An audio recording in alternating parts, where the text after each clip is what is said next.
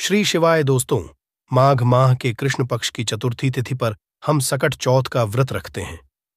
इस दिन हम भगवान गणेश और माता सकट की पूजा करते हैं। इस व्रत की महिमा और कथा को सुनकर हमें अनेक प्रकार के संकटों से मुक्ति मिलती है।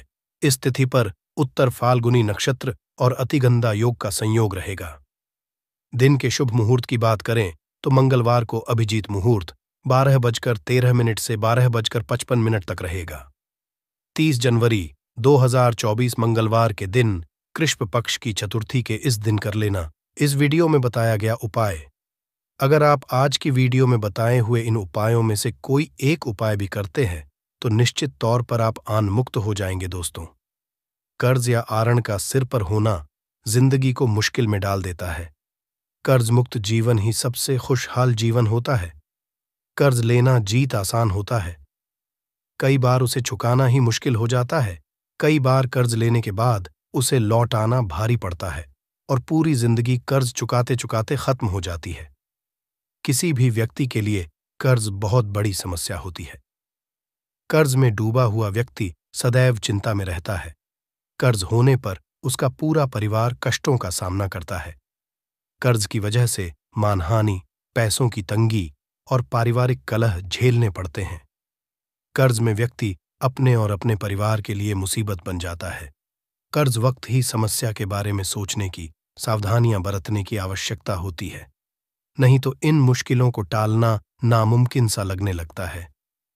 हमेशा ध्यान रखें, आप कभी भी मंगलवार या शनिवार के दिन कर्ज ना लें, क्योंकि इस दिन लिया कर्ज उतारने में काफी दिक्कतें आ सकती हैं। शनिवार को लिया हुआ कर्ज कभी समाप्त ही नहीं होता। शनिवार के दिन ना तो कर्ज के लिए आवेदन करें और ना ही कर्ज के कागजात पर हस्ताक्षर करें। चर लग्न, कर्क, तुला और मकर में कर्ज लेने पर वो शीघ्र उतर जाता है, परंतु चर लग्न में कर्ज ना दें।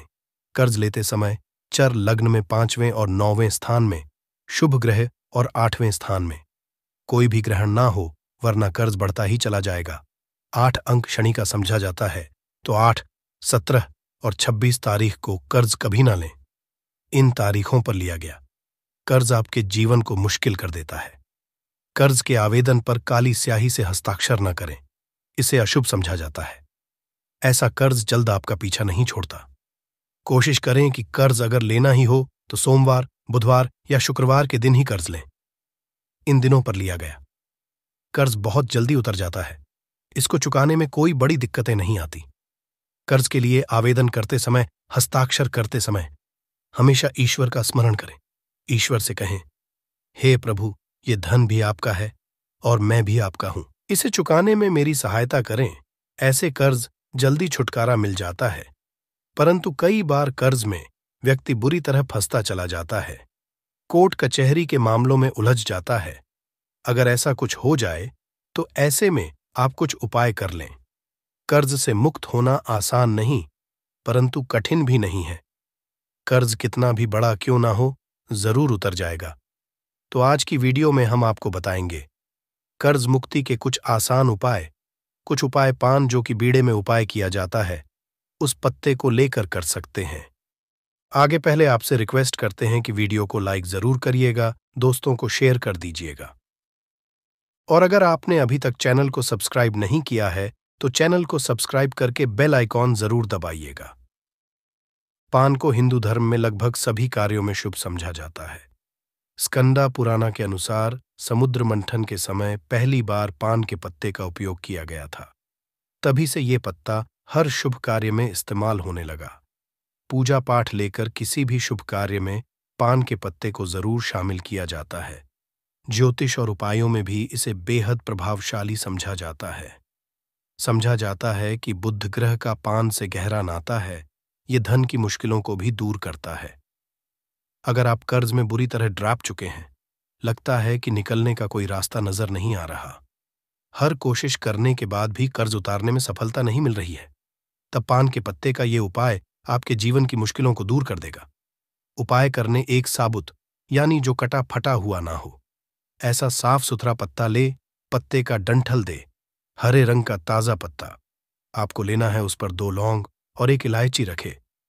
अब इस पत्ते को मोड़कर पान का बीड़ा बना लें और मंगलवार की शाम के समय स्नान आदि करके स्वच्छ वस्त्र धारण कर हनुमान जी के मंदिर में जाए और उन्हें ये पान का बीड़ा अर्पित कर दे। 3 महीने तक लगातार हर मंगलवार को ये उपाय करें। किसी मंगलवार अगर आप खुद नहीं जा पाते हैं तो आपके बदले में कोई और भी इसे कर सकता है। इस दिन तामसिक का सेवन ना करें, सात्विकता बनाए रखिए। जल्द ही कर्ज चुकाने के रास्ते बनते नजर आएंगे। आसानी से आप आरण मुक्त हो जाएंगे। याद रखें, हनुमान जी की शरण में जो आ गया, हनुमान जी उसका बेड़ा पार लगा देते हैं, आपकी सारी मुश्किलों को खत्म कर देते हैं। अब एक दूसरा उपाय, कई बार ऐसी परिस्थितियां आ जाती हैं कि कर्ज लेने के बाद मुश्किलें बढ़ जाती हैं। आमदनी और किश्तों का मेल नहीं बैठ पाता, न पर्याप्त धन आता है, न कार्यों में आने वाली रुकावटें कम होती हैं। जब आता है तब कई बार अपने 4 साथियों को साथ लेकर आता है। नौकरी व्यवसाय में उसी वक्त दिक्कतें आनी शुरू हो जाती है। पैसे कई शुभ कार्यों में अड़चनें आती है। सगे संबंधी मुंह फेर लेते हैं। लगता है कि आप चारों ओर से घिर चुके हैं। तब ऐसे में एक छोटा सा उपाय जरूर करके देखिए। इस उपाय के लिए भी आपको एक पान का पत्ता लेना है। साबुत ताजा हरे रंग का पान का पत्ता लीजिए।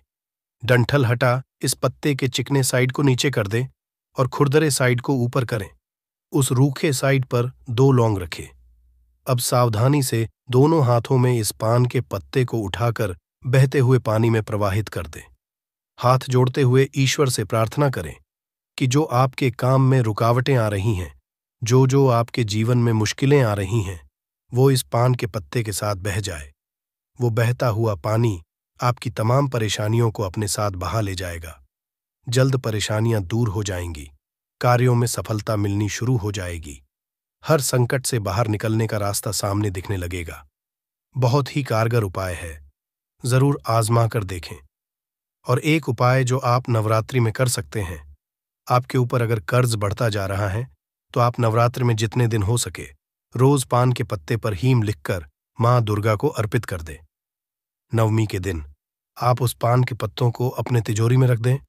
और एक छोटा सा बताते हैं, आप खुद या आपके घर का कोई भी सदस्य, कोई महिला सदस्य भी आपके बदले में कर सकती हैं।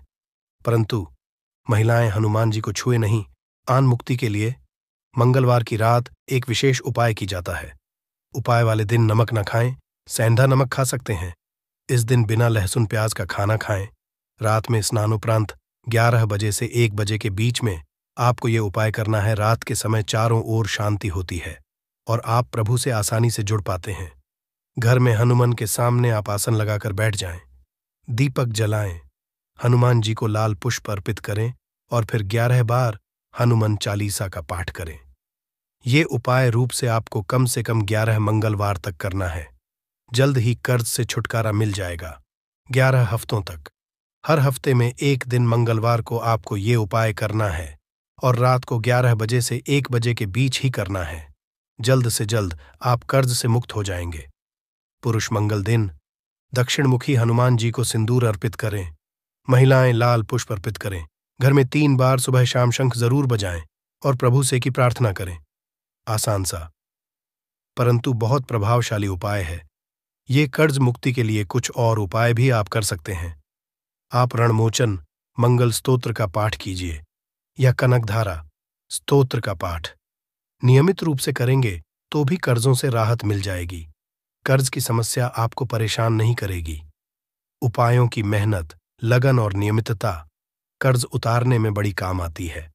आप मंगलवार के दिन थोड़ा ही सही पर कर्ज उतारने जरूर करें। थोड़ा थोड़ा करके नियमित रूप से अगर आप आरण चुकता करते जाएंगे तो आसानी होगी।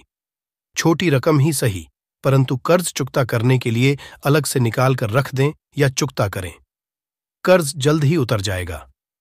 किसी व्यक्ति के घर पर अगर नकारात्मक शक्तियों का वास हो चुका है तो यकीन मानिए उसके घर कभी भी बरकत नहीं हो सकती है। उसके घर के लोग आपस में लड़ाई करते रहेंगे। धन के सारे मार्ग बंद हो जाएंगे। घर के खर्चे कर्ज के मायाजाल में वो फंसता चला जाएगा। परंतु अगर आपके घर पर नींबू का पेड़ है तो आपके घर में सिर्फ सकारात्मक शक्तियां आएंगी। आपके घर का वातावरण बहुत अच्छा बना रहेगा। घर के आपसी लोगों में हमेशा बनती रहेगी। सरल भाषा में बता दो दोस्तों, आप लोगों ने देखा होगा कई ऐसे घर होते हैं जिसमें आपस में लड़ाई होती रहती है। घर में कभी भी बरकत नहीं होती, और जिस घर की बरकत नहीं होती है वो घर कभी भी आगे नहीं बढ़ पाता है। इसके लिए बड़ा जो समझा गया है, वास्तु दोष को मिटाने के लिए वो समझा गया है नींबू के पेड़ को। मतलब अगर आपके घर में नींबू का पेड़ हो, चाहे गमले में लगा लीजिए, चाहे अपनी जमीन में लगा लीजिए, आपके घर में कभी भी नकारात्मक शक्तियों का वास नहीं होगा। और मान लीजिए, अगर आपके घर पे आपको ऐसा लगता है कि किसी ने काला जादू करवा दिया है, तंत्र विद्या आपके घर पर करवा दी है, और आप लोग परेशान हो गए हैं घर की लड़ाई को देख करके, तब आपको जो बताने जा रहे हैं वो सुनिएगा।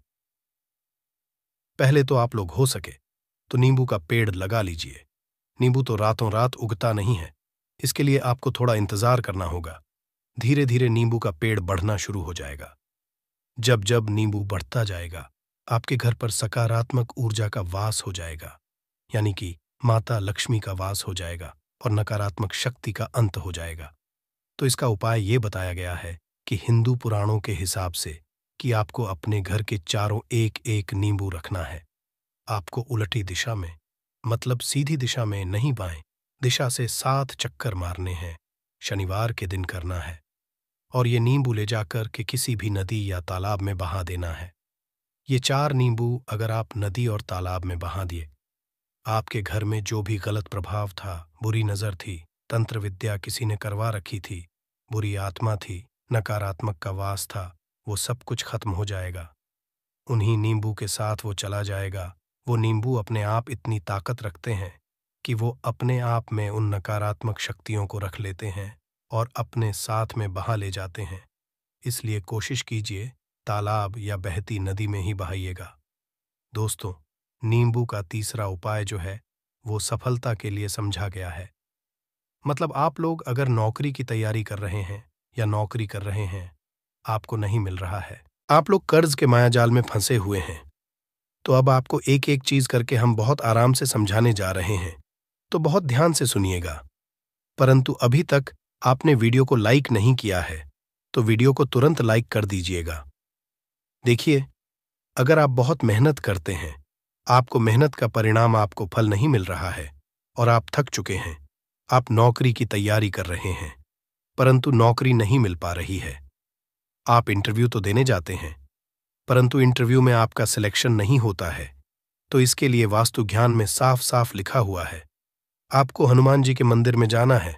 बहुत ध्यान रखिएगा, ये मंगलवार का दिन ही होना चाहिए। जब आप लोग जाएं हनुमान जी के मंदिर में, एक नींबू और 4 लोग हनुमान जी के में जब प्रवेश आप करें, तो मैं 4 लोगों को गाड़ दें और वहां पर बैठ जाए, पालती मार के आराम बैठ जाए और हनुमान चालीसा का पाठ करें। हनुमान चालीसा का पाठ करते हुए आपको इस नींबू को, जिसमें हमने 4 लौंग गाड़ी है, उसको भगवान हनुमान जी महाराज को अर्पित कर दे। अगर आप इतना कर देते हैं तो यकीन मानिए, जो आपके ऊपर बाधाएं आई हुई थी, अगर आपका मंगल अच्छा नहीं चल रहा था, वो अच्छा हो जाएगा। नवग्रह जो आपके साथ नहीं दे रहे थे, तो वो आपका साथ देना चालू कर देंगे। दुर्भाग्य जो पीछे पड़ा हुआ था, वो मैं बदल जाएगा। परंतु हनुमान चालीसा मन में पढ़िएगा, बोलकर मत पढ़िएगा। अगर आप लोग हनुमान जी महाराज के सामने जाकर इतना उपाय कर देते हैं, तो यकीन मानिए, आपके जीवन में अगर आप कंपटीशन की तैयारी कर रहे हैं, तो आपको नौकरी मिल सकती है। नौकरी कर रहे हो तो प्रमोशन मिल सकता है और हर तरीके की सफलता मिल सकती है, जिसके लिए आप लोग तरस रहे थे। दोस्त बात करते हैं चौथे उपाय। अगर आपके घर में कोई छोटा बच्चा है या बड़ा बुजुर्ग है, या आप मान लीजिए और आपको नजर लगे, तो आपको क्या करना चाहिए। इसमें नींबू का बहुत ही उपयोग समझा गया है। अगर आपके घर पे कोई छोटा बच्चा है, आप हैं, या आपके घर में कोई बड़ा बुजुर्ग है और ऐसा लगता है आपको कि किसी ने नजर लगा दी है जिससे आपकी तबीयत खराब रहती है, ऐसे में एक नींबू लीजिए और सर के ऊपर से 7 बार घुमाइए।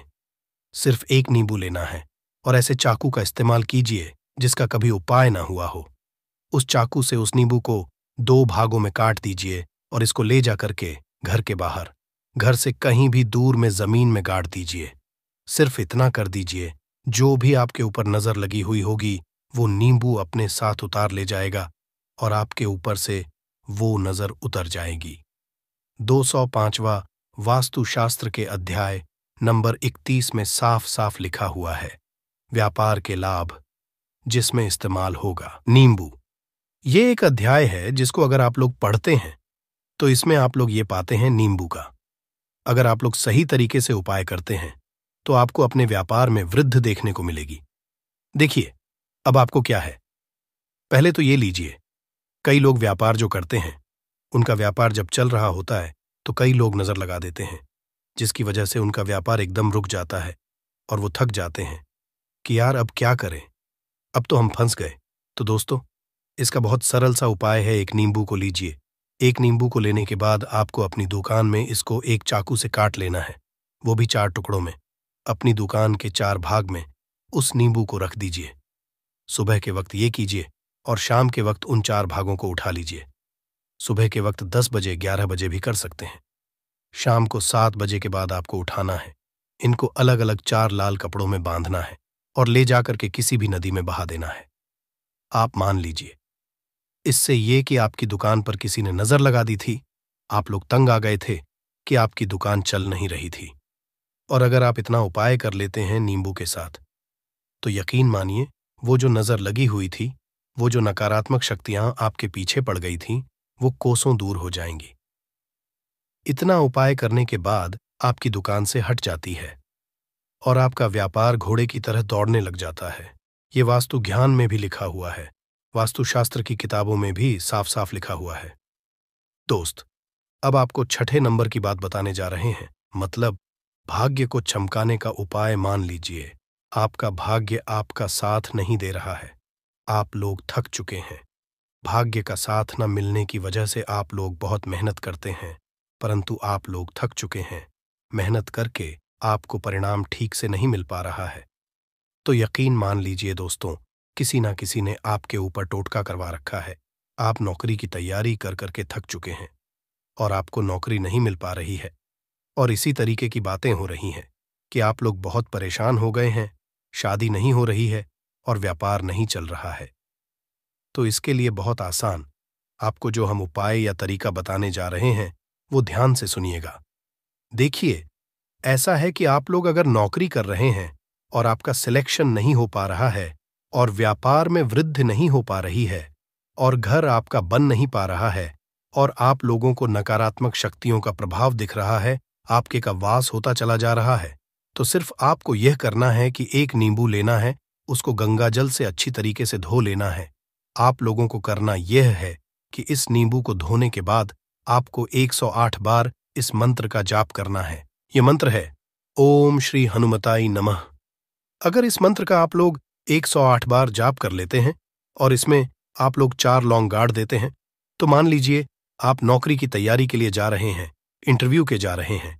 इस नींबू को अपने बैग में रख लीजिए, अपने पर्स में रख लीजिए या फिर अपनी जेब में रख लीजिए। आप लोग कोई पेपर देने जा रहे हैं तो ऐसे में पेपर के ये सब अंदर ले जाने नहीं देते हैं, तो अपने बैग में रख करके ले जाइए। यकीन मानिए, जो दुर्भाग्य आपके पीछे पड़ा हुआ था वो आपके भाग्य के रूप में बदल जाएगा। अगर आप नौकरी के लिए इंटरव्यू के लिए जा रहे हैं तो आपका वहां सिलेक्शन होना चाहिए। हिंदू पुराण साफ साफ लिखा हुआ है।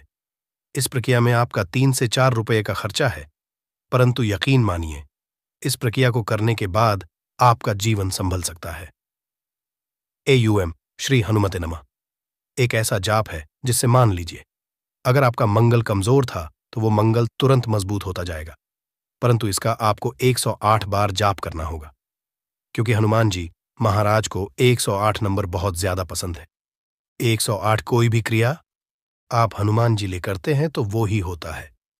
और ये क्रिया आप लोग नौकरी के सिलेक्शन के वक्त करते हैं, इंटरव्यू के वक्त करते हैं, अपने कंपटीशन के वक्त करते हैं, तो आपको सफलता मिलना तय समझा जाता है। दोस्तों, 7वां उपाय है रोगी से मुक्ति हेतु। ये अध्याय आपको वास्तु ज्ञान के 41 नंबर पेज पर मिल जाएगा। मतलब मान लीजिए आज के लिए बस इतना ही। दोस्तों, अगर आपको ये वीडियो पसंद आया है तो वीडियो को लाइक करिएगा, दोस्तों को शेयर जरूर करिएगा और सब्सक्राइब करके बेल आइकॉन जरूर दबाइएगा। आने वाला वीडियो आपको सबसे पहले मिले। दोस्तों, मिलते हैं अगले वीडियो में तब तक के लिए goodbye and thanks for watching my video.